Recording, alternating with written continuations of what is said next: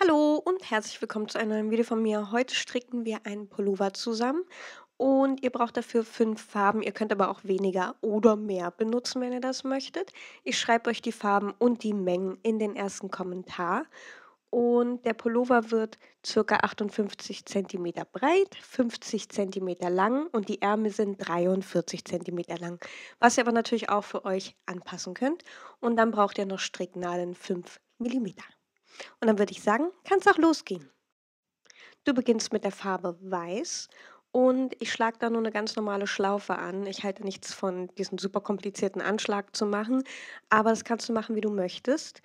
Und ja, ich beginne einfach mit einer normalen Schlaufe und dann nehme ich mir die Stricknadel und stecke die da rein. Und dann ziehe ich das Ganze fest. Auf der inneren Seite ist der Faden ohne Knäuel und auf der hinteren Seite der Knäuel dran, nur dass du Bescheid weißt. Und dann schlagen wir 100 Maschen an. Solltest du dafür ein Video brauchen, wo ich das langsamer mache, verlinke ich dir das auch noch. Und dann schlägst du einfach 100 Maschen an.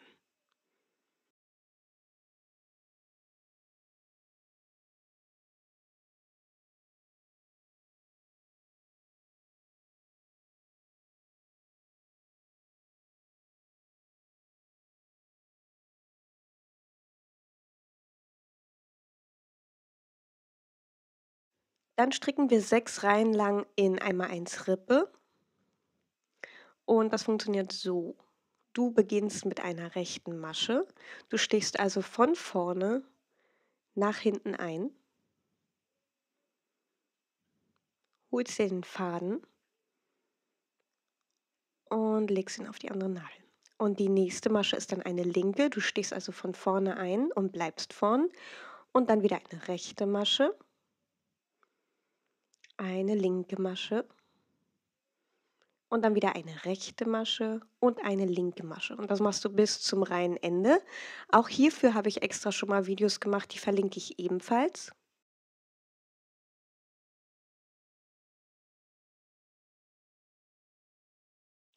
Die nächste Reihe funktioniert dann eigentlich genauso.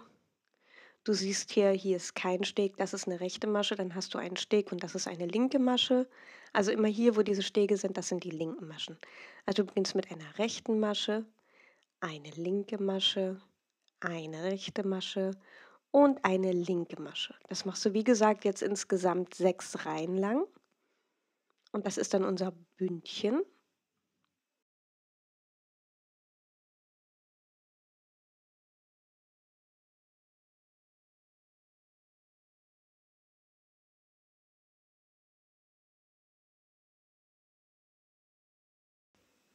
Wenn du das hast, strickst du 6 Reihen in glatt rechts.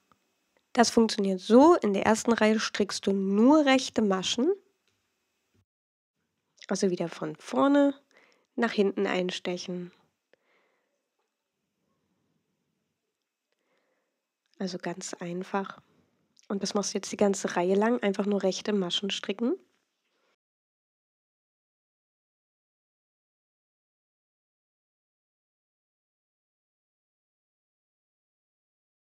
Und nächste Reihe strickst du linke Maschen.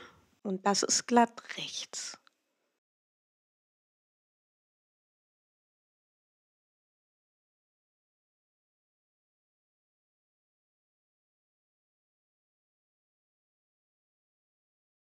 Und wenn du die 6 Reihen glatt rechts gestrickt hast, dann sollte das so aussehen. Und wir machen jetzt einen ersten Farbwechsel.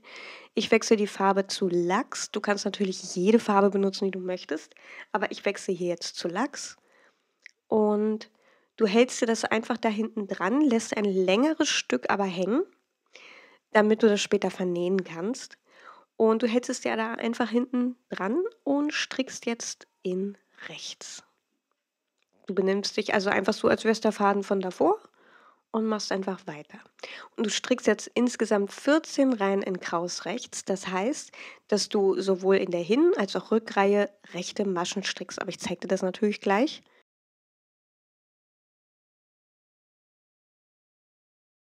Und wenn du ein paar Maschen gestrickt hast, dann kannst du einen kleinen Knoten reinmachen, damit das nicht immer so locker wird. Am besten machst du wirklich nur einen Knoten. Ich habe immer 2 gemacht, die ich dann wieder auffummeln musste. Das ist ein Schritt, den du dir sparen kannst, indem du nur einen Knoten reinmachst. Und dann strickst du weiter in rechts.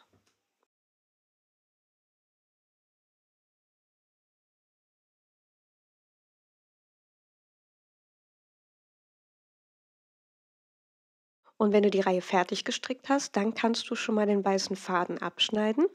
Lass auch hier ein längeres Stück hängen, damit du das richtig vernähen kannst später. Aber dann hast du halt nicht die ganze Zeit den Knäuel dran und irgendwas verheddert sich.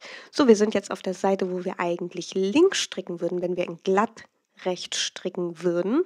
Aber wir machen kraus rechts und deswegen strickst du auch hier rechte Maschen. Und das machst du jetzt insgesamt 14 Reihen lang.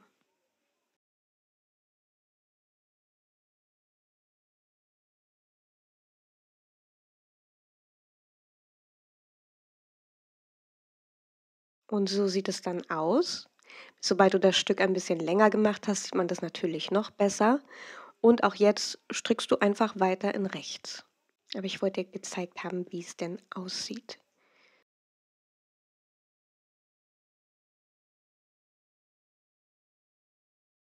Wenn du dann deine 14 Reihen gestrickt hast, dann sieht das Ganze nämlich so aus. Jetzt machen wir wieder einen Farbwechsel zu Weiß und du hast hier wieder ein längeres Stück hängen, hältst es hinten dran und strickst jetzt wieder rechte Maschen. Insgesamt strickst du jetzt wieder 6 Reihen in glatt rechts. Das heißt, in dieser Reihe strickst du wieder rechte Maschen, einfach die ganze Reihe lang.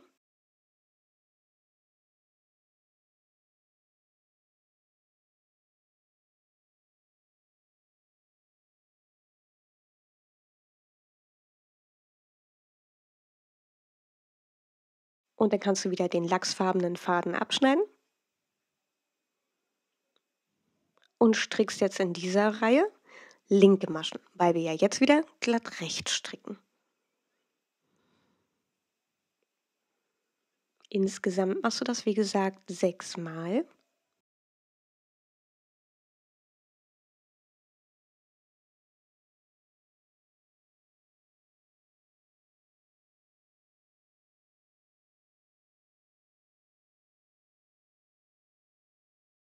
Und wenn du das gestrickt hast, dann kommt der nächste Farbwechsel und ich habe mich hier für Gelb entschieden. Und dann stricken wir 2 Reihen lang in Kraus rechts. Das heißt, die beiden Reihen strickst du mit rechten Maschen. Du hältst es wieder hinten dran, hältst dir beide Fäden schön fest und strickst dann einfach rechte Maschen.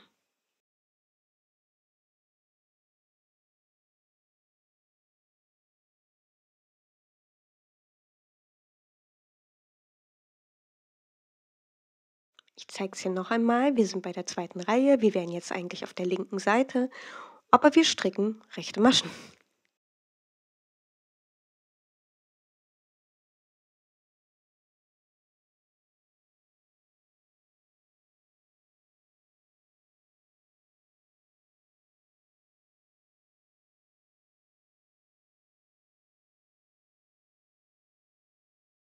Jetzt kommt wieder der Farbwechsel zu Weiß und wir stricken jetzt 2 Reihen lang in glatt rechts. Das heißt, wir beginnen mit den rechten Maschen. Wir halten es wieder hinten dran, halten beide Fäden gut fest und stricken jetzt rechte Maschen.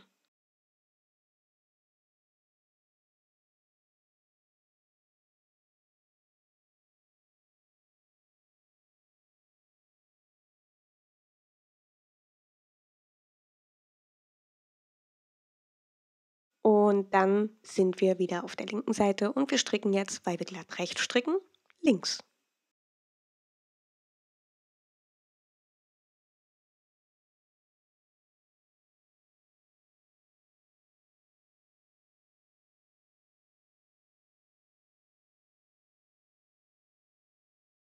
Wenn du dann die 2 Reihen glatt rechts gestrickt hast, kommt wieder ein Farbwechsel. Ich mache den Farbwechsel zu Mint und du strickst jetzt wieder 2 Reihen in Kraus rechts. Also wieder schön hinten dran halten, beide Fäden festhalten und dann rechte Maschen stricken.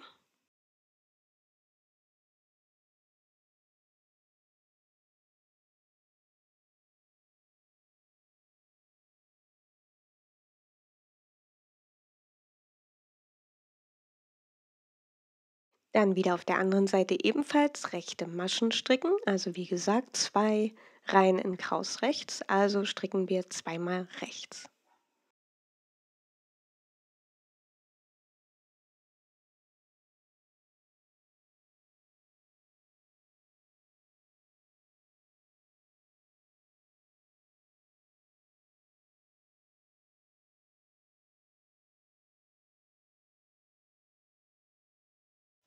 Wenn du das hast, dann kommt wieder ein Farbwechsel und diesmal zu Weiß. Und du strickst jetzt 4 Reihen lang in glatt rechts. Das heißt, du hältst es wieder hinten dran, beginnst mit rechten Maschen und in der nächsten Reihe häkelst du wieder linke Maschen.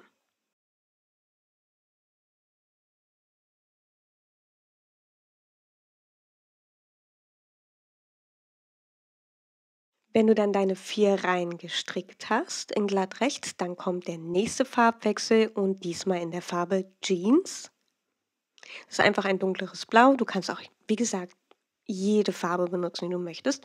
Und dann strickst du wieder 2 Runden in Kraus rechts. Das heißt, beide Reihen werden mit rechten Maschen gestrickt. Du hältst es wieder hinten dran, hast ein längeres Stück und strickst rechte Maschen.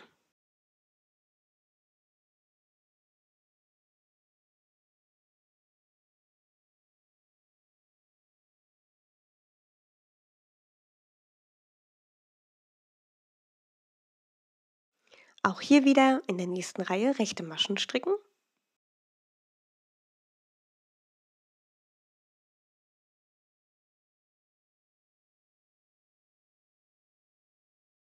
Und wenn du das hast, kommt wieder der Farbwechsel zu Weiß und du strickst 2 Reihen in glatt rechts. Das heißt, wieder hinten dran halten und rechte Maschen stricken und in der nächsten Reihe würdest du dann wieder linke Maschen stricken.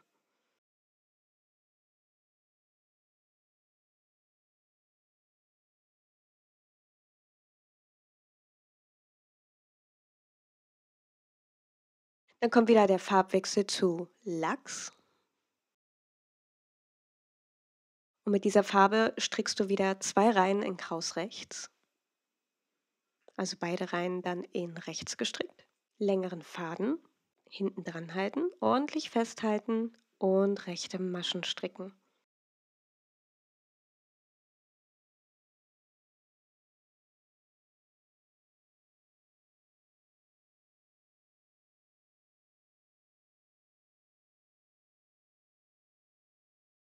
Und auch hier wieder in der zweiten Reihe rechte Maschen stricken.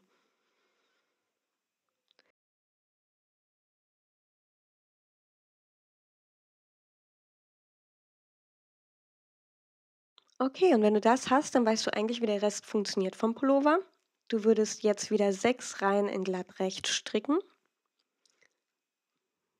Und zwar in der Farbe, die du möchtest. In meinem Fall natürlich weiß. Und dann würdest du wieder 14 Reihen in Kraus rechts stricken, in Gelb. Dann wieder die 6 Reihen in glatt rechts, 2 Reihen in Kraus rechts Mint, 2 Reihen in Weiß glatt rechts. Ich schreibe dir das hier natürlich alles an die Seite, aber halt ja, du wiederholst jetzt eigentlich die ganzen Schritte, die ich dir gerade gezeigt habe, bis du die Länge des Pullovers erreicht hast, die du gerne hättest. Und ganz oben, die letzte Farbe, habe ich anstatt von 14 Reihen 16 Reihen gehäkelt und den Kragen zeige ich dir dann natürlich gleich noch. Wenn du bei der letzten Reihe angekommen bist, dann ketten wir jetzt Maschen ab und das funktioniert so. Du strickst die erste Masche rechts ab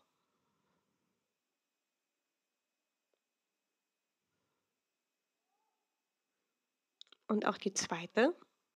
Dann nimmst du dir die erste Masche und hebst sie über die andere Masche.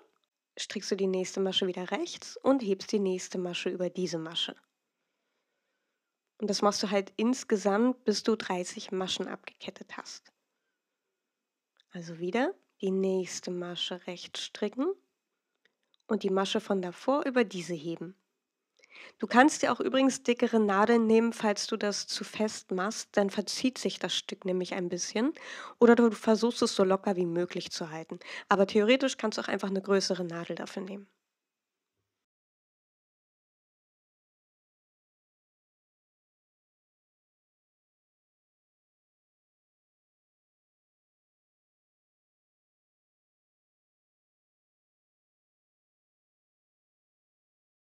Wenn du dann die 30 Maschen abgekettet hast, strickst du insgesamt 50 Maschen in rechts.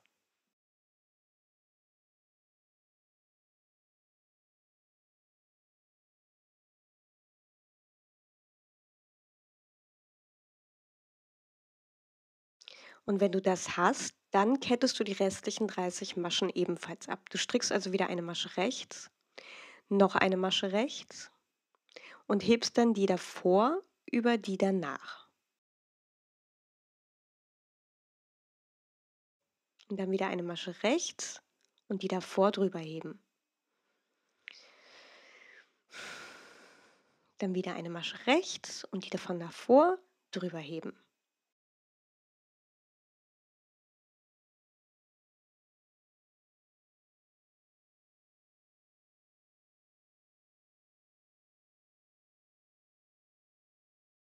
Die letzte Masche kette ich immer ein bisschen anders ab. Ich weiß nicht, ob das normal ist, aber so wurde es mir gezeigt.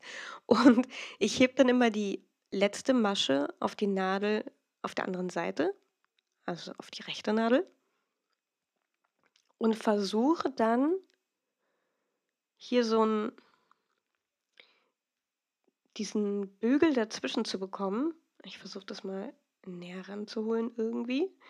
Ähm, ja, hier, da ist die Mitte und das hebe ich dann immer so an und dann lege ich beides zusammen. Da ist hier immer so ein Bügel und dann hebe ich beides zusammen hoch auf die Nadel, nehme ich die beiden wieder rüber,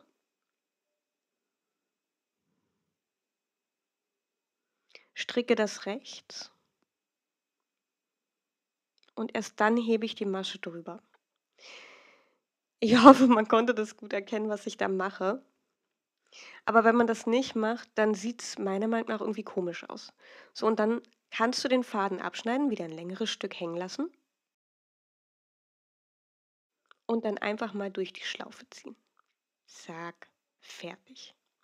So, und jetzt machen wir den Kragen und dafür nimmst du dir wieder deine Hauptfarbe, in meinem Fall weiß, und hältst sie da dran wie beim Farbwechsel, aber diesmal vorne und strickst dann jede Masche links.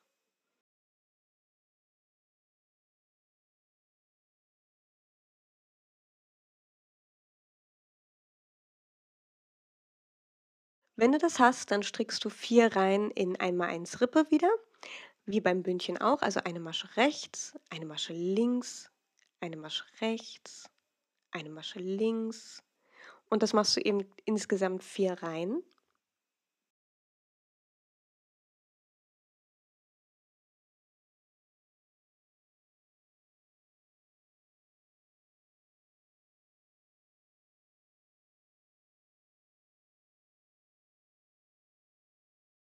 Und wenn du das hast, musst du natürlich auch wieder diese Maschen abketten. Und ich zeige es hier noch einmal. Du strickst eine Masche rechts, eine Masche links und dann hebst du die Masche von davor auf die danach.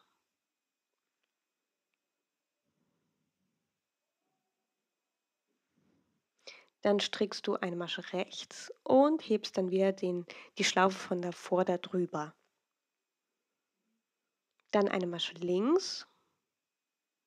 Also du strickst die Maschen so, wie du sie siehst und hebst dann immer drüber. Und am Ende machst du das genauso, wie ich es gerade eben gezeigt habe.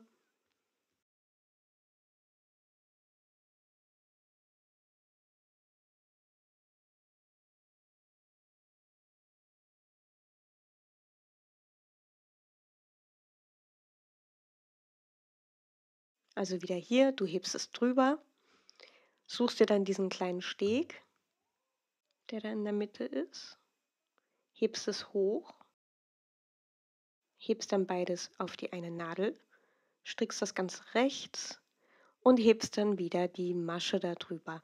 Und dann hast du alle Maschen abgekettet. Dann kannst du den Faden wieder abschneiden, ein längeres Stück, und ziehst dann den Faden durch die Schlaufe. Und so strickst du jetzt natürlich auch den zweiten Part, der ist komplett gleich, deswegen ist es auch so einfach. Du musst hier keinen extra Kragen machen und irgendwelche Maschen abnehmen, sondern es ist halt komplett gleich.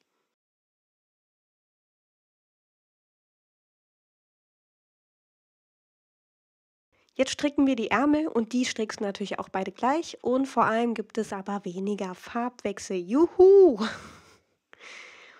Und du beginnst hier mit 50 Maschen, also du schlägst 50 Maschen an, genauso wie vorher. Du machst so eine kleine Schlaufe und auf der Seite, die zu dir schaut, ist der Faden und auf der anderen Seite der Knäuel. Und dann schlägst du einfach 50 Maschen an.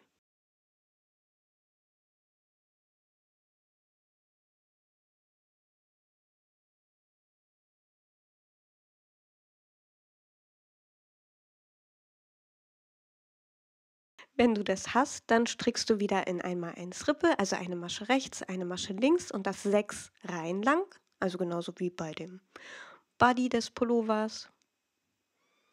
Eine Masche rechts, eine Masche links, eine Masche rechts, eine Masche links.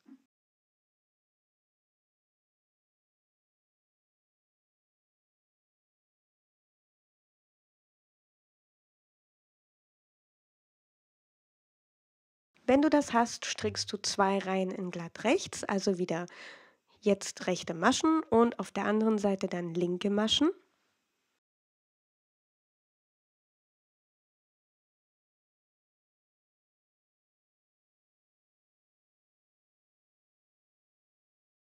Wieder auf der anderen Seite die linken Maschen.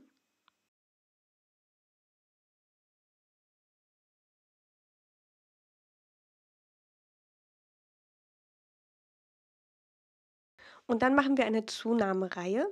Du strickst also die erste Masche rechts und dann hast du da einen Querfaden, den da. Und den holst du dir und legst ihn auf die Nadel. Es sollte jetzt so aussehen und du kannst jetzt nicht einfach da so reinstricken, weil dann hast du ein Loch. Und ich mache das immer so, dass ich da einmal die Stricknadel so nehme und dann habe ich da so ein kleines Loch und gehe da von der anderen Seite rein und hole mir den Faden.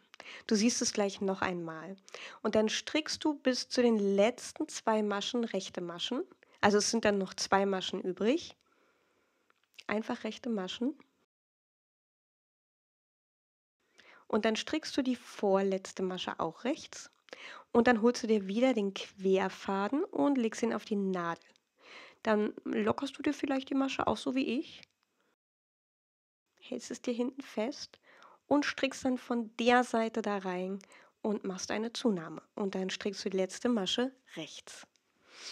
Und das sind unsere Zunahmen, das zeige ich dir noch ein paar Mal, keine Sorge. Und in der nächsten Reihe strickst du wieder ganz normal linke Maschen.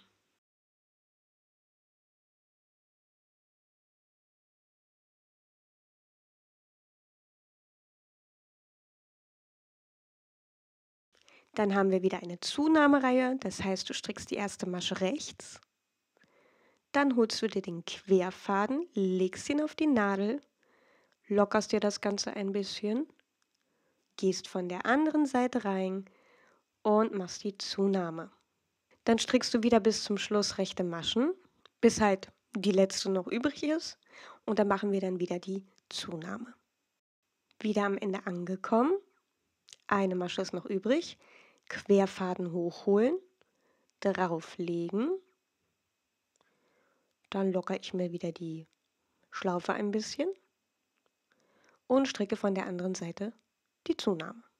Und die letzte Masche rechts. Dann strickst du wieder linke Maschen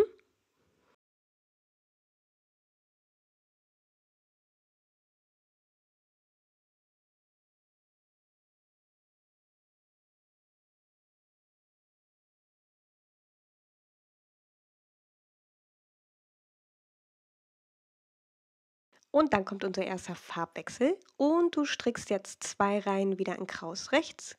Ich habe mir hier die Farbe Mint genommen. Du lässt wieder einen längeren Faden übrig und strickst jetzt alle Maschen rechts.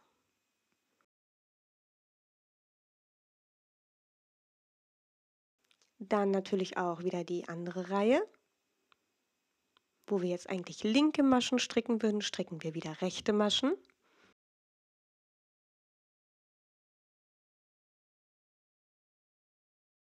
Und dann machen wir wieder einen Farbwechsel zu Weiß und dann strickst du 2 Reihen in glatt rechts, also wieder rechte Maschen in dieser Reihe und in der nächsten Reihe dann wieder linke Maschen.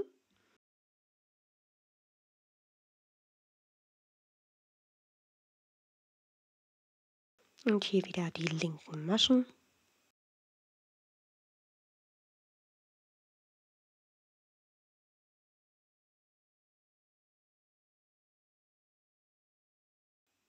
Danach kommt der Farbwechsel zu Jeans und du strickst wieder 2 Reihen in Kraus rechts. Also wieder in dieser Reihe rechte Maschen und in der nächsten Reihe wieder rechte Maschen.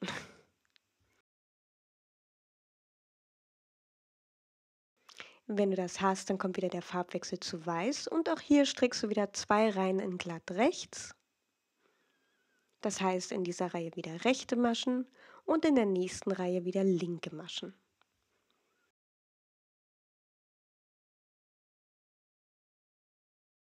Und so machst du auch weiter. Du machst also 2 Reihen glatt rechts, dann kommt die nächste Farbe, Kraus rechts, dann wieder in Weiß 2 Reihen glatt rechts und dann wieder 2 Reihen in Kraus rechts in Gelb.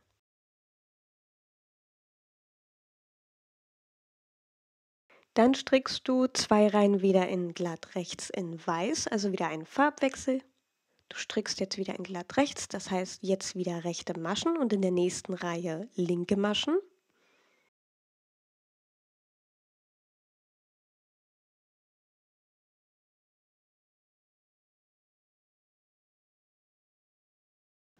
Und dann stricken wir wieder eine Zunahmereihe. Das heißt, die erste Masche strickst du rechts, holst dir den Querfaden, legst ihn auf die Nadel, lockerst dir die Masche, kommst von der anderen Seite rein und strickst die Zunahme. Und dann strickst du die restlichen Maschen in rechts, bis noch eine Masche übrig ist.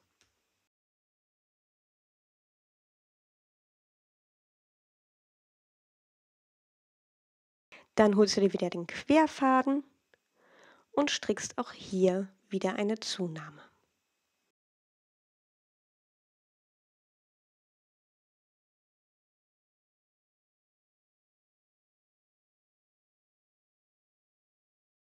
Und die letzte Masche rechts. Dann strickst du 3 Reihen in glatt rechts, das zeige ich jetzt nicht extra. Und dann kommt wieder eine Zunahmereihe und du strickst also wieder die erste Masche rechts, holst dir den Querfaden, strickst von der anderen Seite rein, also wieder ein bisschen lockern und von der anderen Seite einstechen und die Zunahme stricken. Und das machst du natürlich wieder, bis nur noch eine Masche übrig ist. Rechte Maschen stricken.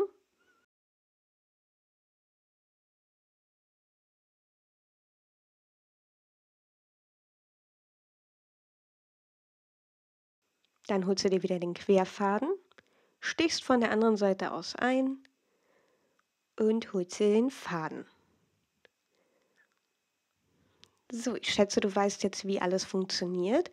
Deswegen schreibe ich dir hier an die Seite, wie du den Rest strickst. Ist natürlich genau dasselbe, einfach nur glatt rechts, Zunahmen, Farbwechsel, Kraus rechts, alles immer gleich. Und am Ende kettest du natürlich wieder alle Maschen ab.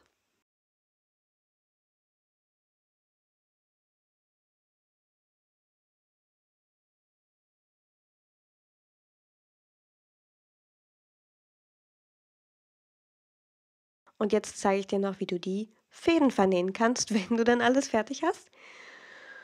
Und zwar mache ich das persönlich so, dass ich versuche, einen Maschenverlauf nachzuäffen. Mir fällt gerade kein anderes Wort dafür ein. Also, ich versuche halt, den Faden da einzustechen, wo er sein soll. Ich hole auch noch mal näher ran, keine Sorge, und steche dann da irgendwo ein, wo der weiße Faden lang geht.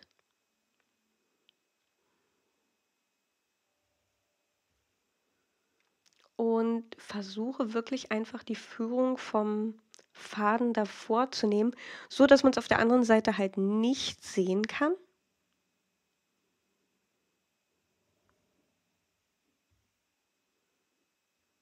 Ich zeige das gleich noch mal mit einem anderen Faden, aber ich denke, das Prinzip ist klar. Und dann schneide ich den Faden auch einfach ab.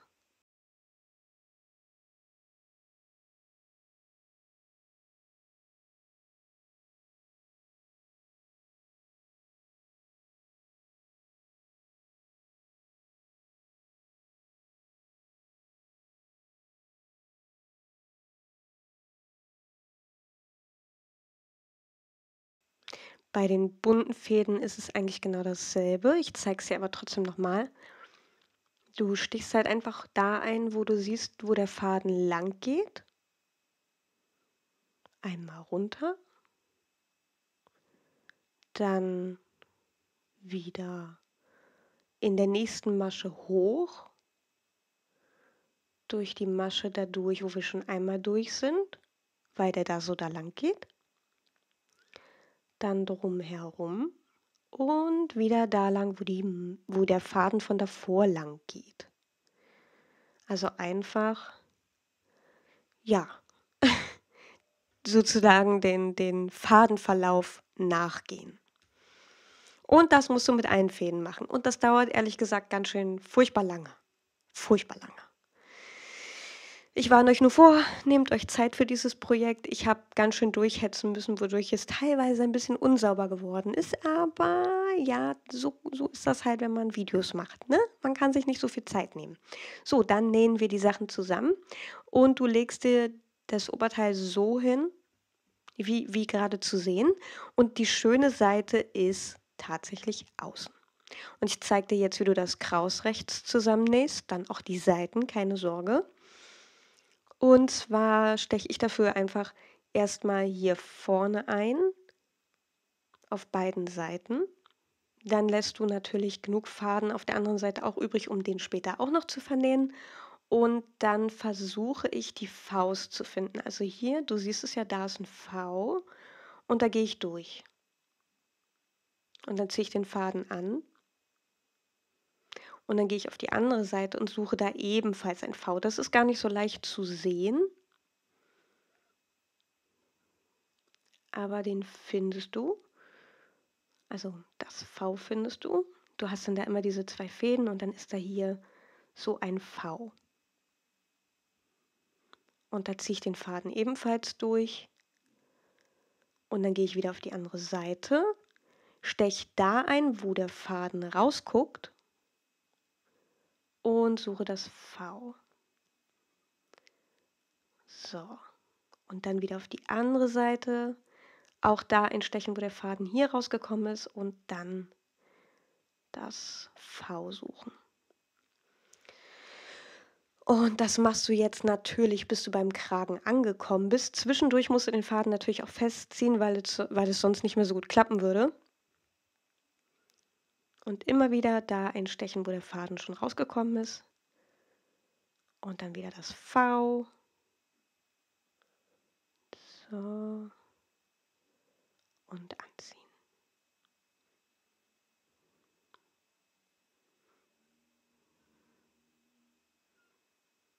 So. Und so sieht das dann aus. Und ja, das machst du jetzt, bis du beim Kragen angekommen bist. Und dann sollte das so aussehen. Das machst du natürlich auf beiden Seiten. Um den Kragen kannst du dich später kümmern. Und dann legen wir den Ärmel da dran. Und auf jeder Seite vom Ärmel sollten 40 Maschen liegen. Also du kommst beim Körper logischerweise an und du legst es dir dahin. Und auf jeder Seite von der Mitte sollten 40 Maschen liegen. Und dann stichst du Hier natürlich ein bisschen anders ein, ne? Du gehst erst mal da durch den Anfang des Ärmels, wieder genug Faden übrig lassen unten und dann stichst du, also so mache ich das. Wenn du eine bessere Art und Weise kennst, dann ist das super. Ich zeige nur, wie ich es mache und dann steche ich da zwischen diesen Vs ein und suche mir da den Steg, der da drunter liegt und ziehe den Faden an und dann wieder auf die andere Seite, da nehme ich die Vs, so wie vorher auch. Und bei dem Körper wieder zwischen den Vs und den Steg suchen. Also wieder da einstechen, wo der Faden rausgekommen ist und den Steg suchen. Und dann anziehen. Ich zeige das Ganze bis zum Kraus rechts, weil da sieht natürlich auch alles wieder anders aus. Hier auf der Seite wieder V.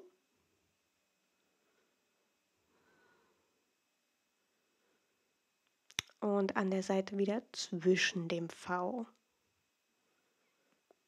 So. Und jetzt kommen wir gleich beim Kraus rechts an. Hier wieder das V von der Seite. Und beim Kraus rechts habe ich auch immer so meine Problemchen, aber es geht und ich steche dann da so, ne, so ein, dass da dieser Knubbel, also unter dem Knubbel durch. Ich weiß immer gar nicht, wie ich sowas aussprechen soll, aber ich glaube, man kann sehen, was ich meine. Und dann wieder auf der einen Seite ganz normal und dann hier gehe ich wieder drunter. Es sind ja 2 Reihen und dann wieder. Und dann kannst du schon mal festziehen, dann siehst du auch, es sieht ordentlich aus. Und dann wieder so unter dem Knötchen durch. Und das mache ich halt die ganze Zeit, bis ich auf der anderen Seite angekommen bin. Und immer zwischendurch mal festziehen, damit man sieht, auch, dass auch nach alles okay ist.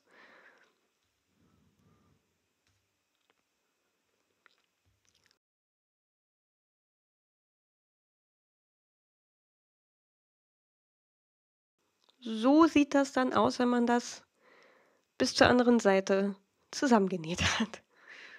Tada!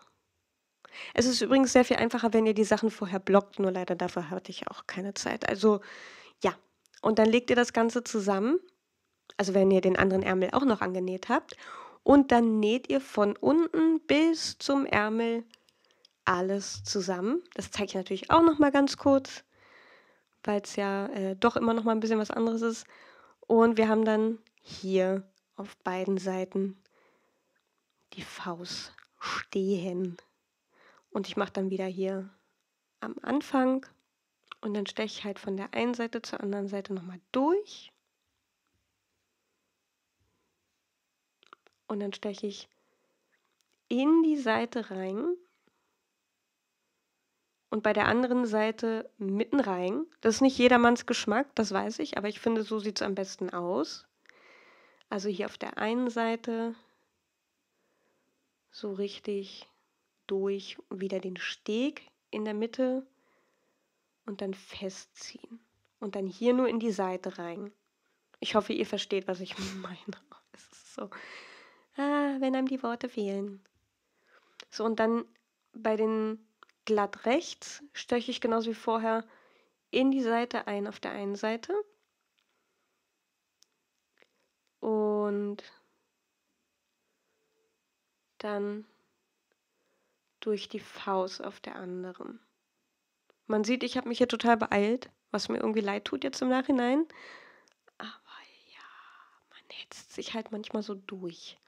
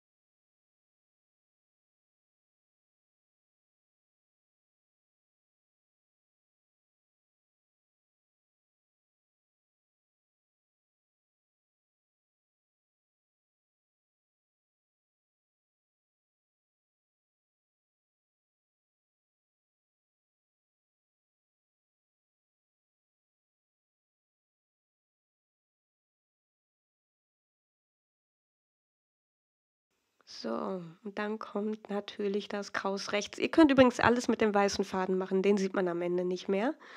Und ja, das machst du jetzt, bis du beim Ärmel angekommen bist.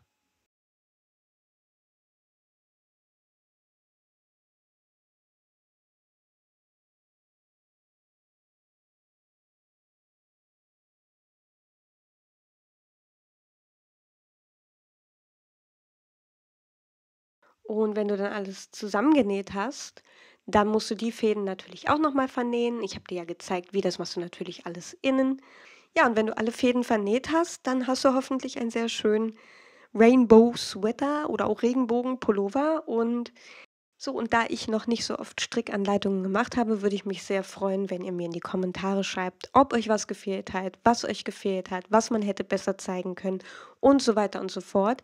Ich muss halt auch hier noch üben. Meine Amigurumi-Anleitungen waren früher auch nicht gut. Und ja, da würde ich mich sehr drüber freuen. Und ich hoffe, wir hören uns in dem nächsten Video wieder. Bis dann. Tschüss.